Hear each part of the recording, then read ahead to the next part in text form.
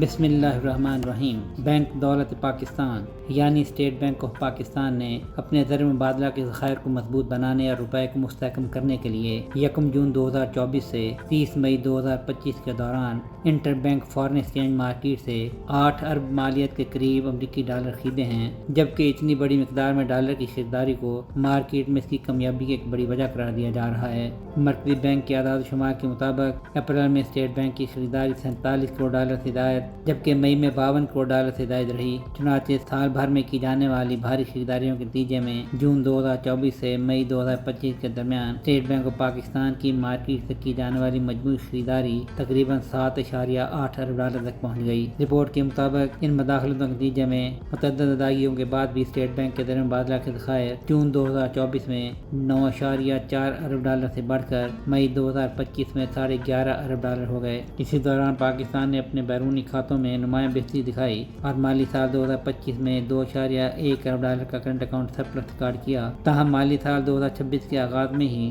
ملک واپس خسارے میں چلا گیا، جبکہ ماہ بہ تقابل میں گزشتہ سال جولائی کے مہینے میں 34.8 کروڑ ڈالر کے خسارے کے مقابلے میں